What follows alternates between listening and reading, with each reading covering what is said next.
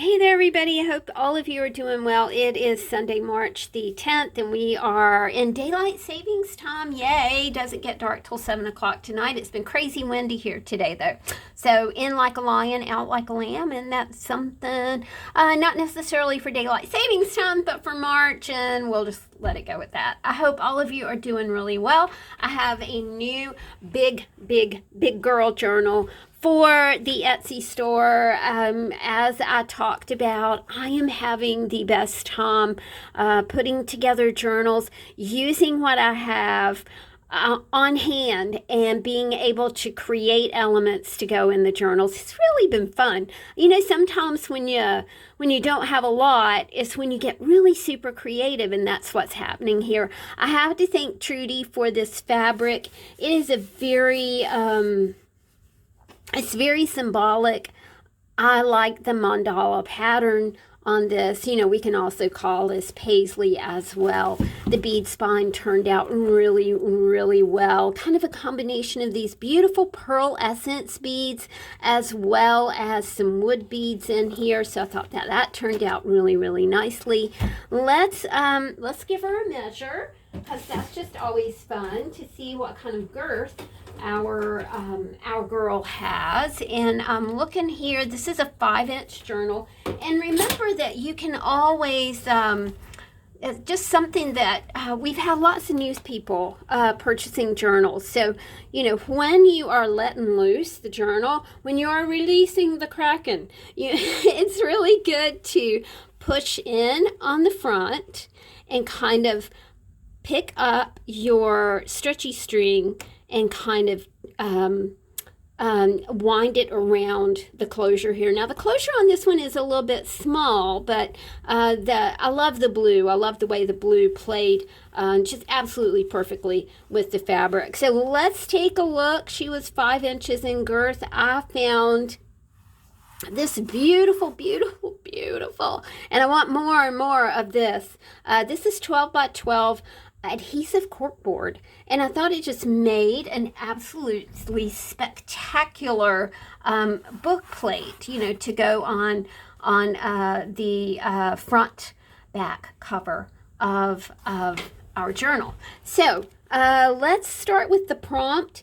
Be kind, be brave, be a friend. You've got some vellum in here to play with. Of course, these are curated journals. Anytime you see a paper clip, those are elements that would play well together. Do you have to just use the things on the paper clip? Heck no. You can combine the things that you do find in your. This is an original piece of a real estate contract. I think it's from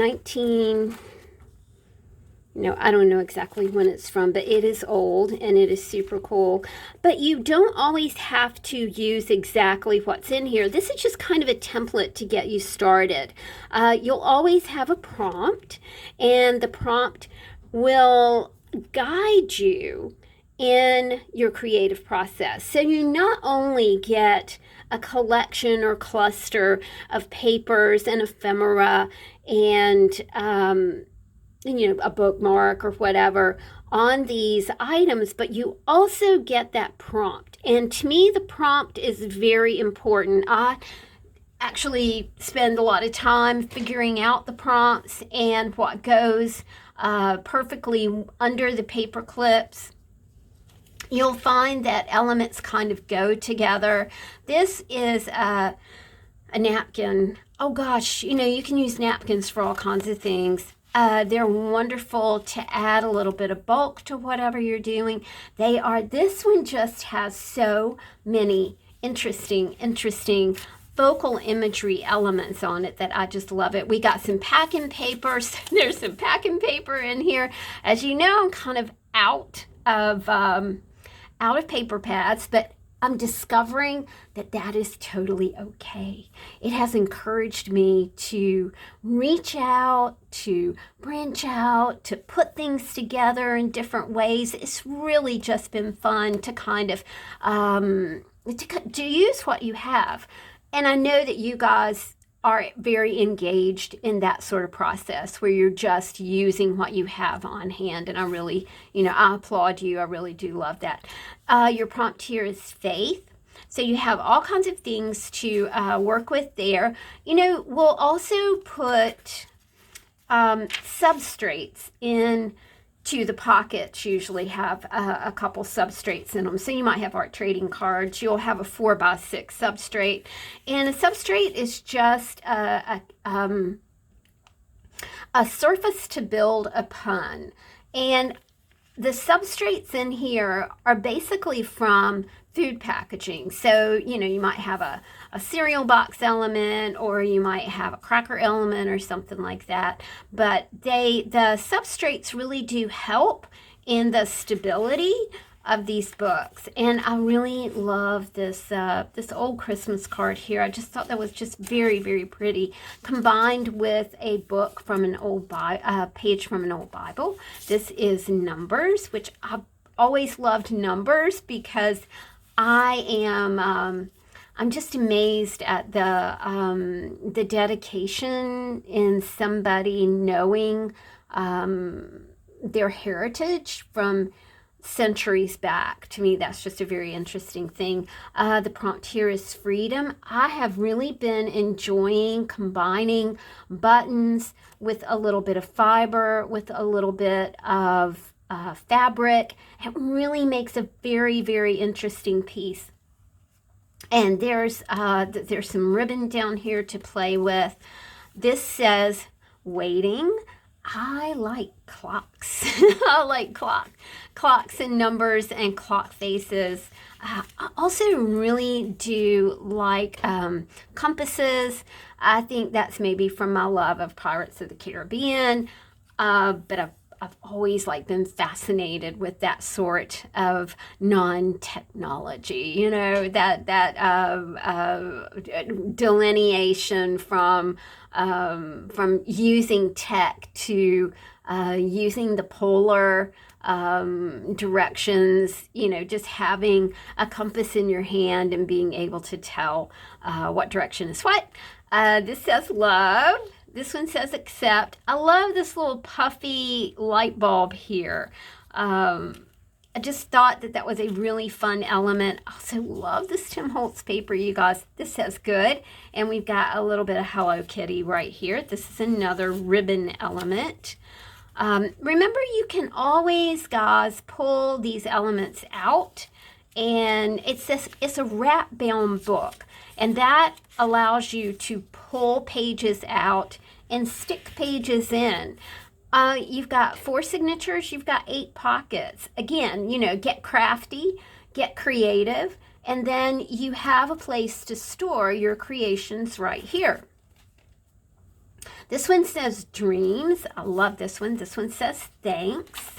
And you've got plenty of, if you want to do a little sketching, if you want to do a little bit of light watercolor, if you want to do a little bit of light watercolor brushes, those markers, I think that would be okay, because a lot of this is craft paper, and it's a good poundage to do things like that. But you always got to kind of test those things out and see how they work. I probably wouldn't do anything here because this, oh, okay, 1889. Isn't that pretty? Love the handwriting, don't you? When I was a assistant teacher in 3rd grade, we taught cursive writing. Do they even teach that in school anymore? I was thinking that they probably don't. And I did read that the SATs are now online. You have a digital format. That's just very, I never really know what to think about all these technological advances. I want to embrace them, but at the same time, I'm like, nope, can't get behind that. I so totally love anything that has an acetate nature to it. This has flamingos, and this is a little coffee cup cutout from Judy that has flamingos as well. This has some metal elements, love and believe. A little bit of the fabric that I used on the front of this book, a little bit of stamping. went to the library, went to the juvenile section. They were having a sale on juvenile books, so I was able to snag a few of those, which has red highlights in it. You know, just love things like that. A little bit of fabric, a little bit of cheetah, an old reader.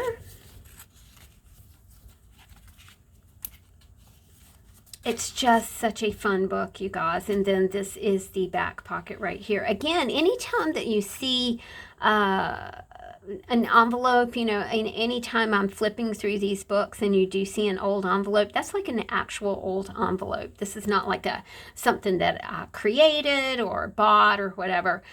These are actual old, like vintage envelopes. Let's see what this one is. This is Harrisonville 1909, I think is what that one is. And of course they do have the stamps on them as well. Also, I wanted to remind you, and thank you, Miss N. Thank you for purchasing the last journal. I really appreciate that. I did get that out in the mail to you last night. My mailman came about 10 o'clock and I was really happy to catch him. You can also use this as a vertical file folder. You know, just set it on the side of your desk. It is full of finishing, ephemera, focal images, papers. You know, you might just need that one little thing, just that one little image to finish off a project.